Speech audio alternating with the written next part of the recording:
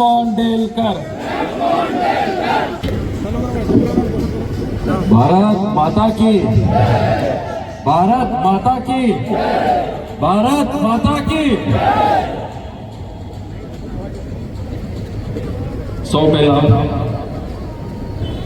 આપણા વિશ્વગુરુ, આપણા આદરણીય યશસ્વી પ્રધાનમંત્રી આપણા નરેન્દ્રભાઈ મોદી સાહેબનો પહેલા હું આભાર માનીશ.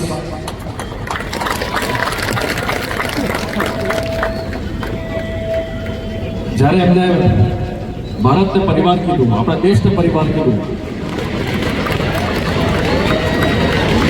એમના પહેલા એમની સાથે જ્યારે મુલાકાત થઈ હતી 2 મહિના પહેલા, આપણો પ્રદેશ, આપણું સંગઠન અને અમારો પરિવાર એમને પહેલા કોશિશ કરી દીધું કે આ પરિવાર મારું પરિવાર છે.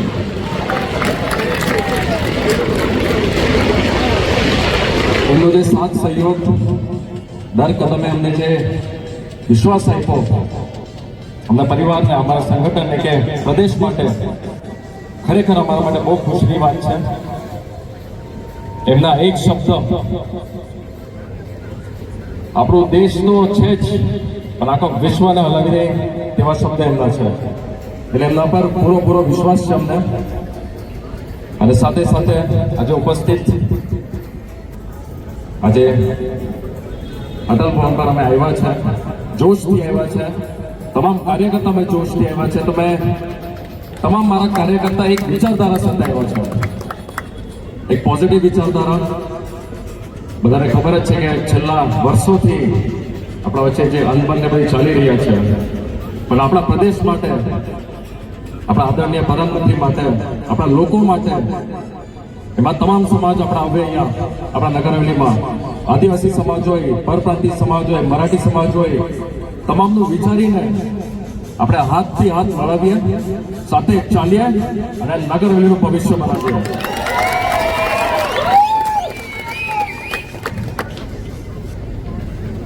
પ્રધાનમંત્રી સાહેબ સાથે આપણે, માનનીય ગૃહમંત્રી સાહેબનો બી આપણે દિલથી હું આભાર માનીશ. સાથે સાથે આપણા પ્રદેશના પ્રમુખ, એમના પહેલા તો આપણા સહપ્રભારી ભુવનેશ મોદી સાહેબનો બી હું આભાર માનીશ. સાથે સાથે આપણા પ્રદેશ અધ્યક્ષ દિપેશભાઈનો બી હું આભાર માનીશ. અહીંયા ઉપસ્થિત તમામ બીજેપીના મહાનુભાવોનો આભાર માનીશ. સાથે સાથે મારા વડીલ હું કહીશ, આપણા પ્રદેશના જે 2 વાર MP રહી ચૂક્યા આપણે નટુભાઈનું બી હું દિલથી આભાર માનીશ. સાથે સાથે અમારા મોટાભાઈ રાકેશભાઈનું બી આભાર માનીશ. તે તમામ સમયના અભાવના કારણે હું બધાનું નામ નહીં લઈ શકું, પણ તમામને હું દિલથી આભાર માનીશ જે તમે અમારું સ્વાગત કર્યું છે, જે દિલથી સ્વાગત કર્યું છે. આજે અટલ ભવનમાં જે જોશ અમારા સાથે સાથે તમે બી જે બતાવ્યો છે, એનો મેં તમામ કાર્યકર્તાઓનો દિલથી આભાર માનીશ. જે સમય નીકળી ગયો તેને આપણે ભૂલીને સાથે મળીને, જેમ પહેલા કીધું તેમ, અમારી બી એક વિચારધારા છે. હજુ મેં મારા ફાધરને બી યાદ કરીશ. એમની એક વિચારધારા છે પ્રદેશ માટે. એમનો તો એમનું બલિદાન આપ્યું જ છે, પણ સાથે સાથે અમારા વચ્ચે એક વિચારધારા છોડી ગયા છે. એ વિચારધારા આગળ લઈ જવા માટે, પ્રદેશના હિત માટે લઈ જવા માટે હું તમામને રિક્વેસ્ટ કરીશ કે આપણે સાથે ચાલીએ, સાથે મળીએ અને એ વિચારધારાને આપણે આગળ લઈ જશું. એમને પણ આપણા માનનીય પ્રધાનમંત્રી સાહેબનો બી હંમેશા સાથ સહયોગ રહ્યો હતો.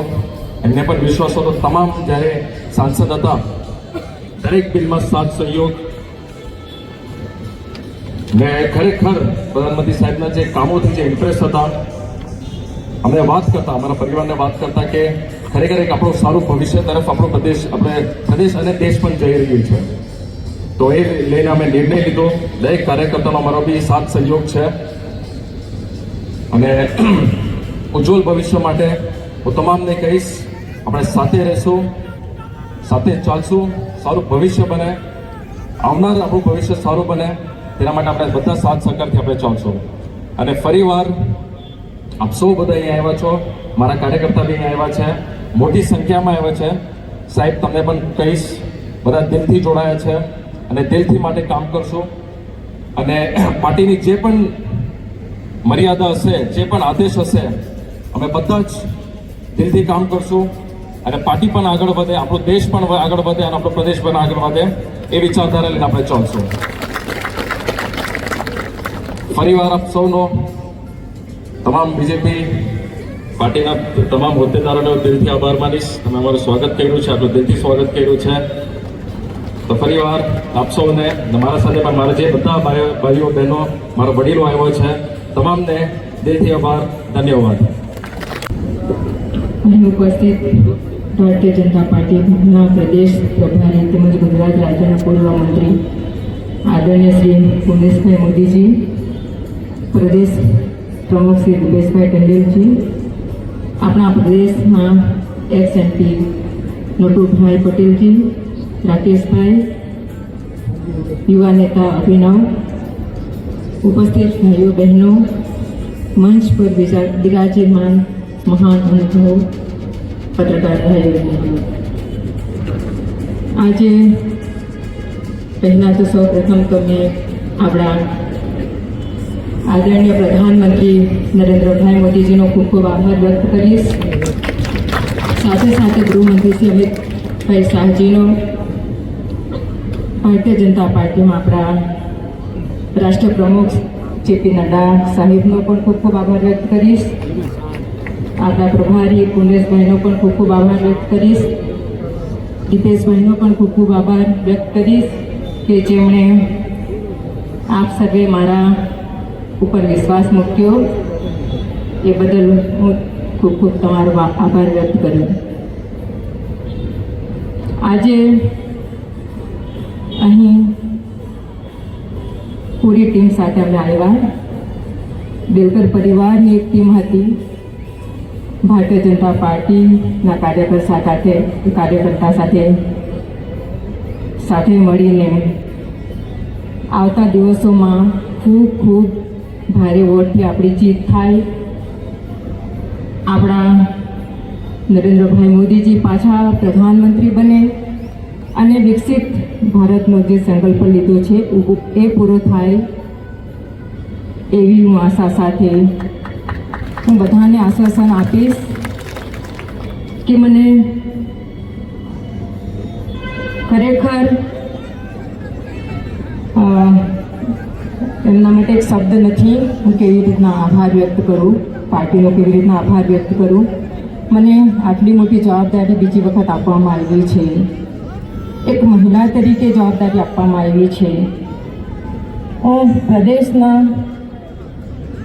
ભાઈઓ બહેનોને એક આશ્વાસન આપીશ કે જરૂર મેં મારા 3 વર્ષ હંમેશા પ્રયત્ન કર્યા જ છે. પ્રદેશના જે પણ સમસ્યાઓ છે એમને હલ કરવાની કોશિશ કરી છે.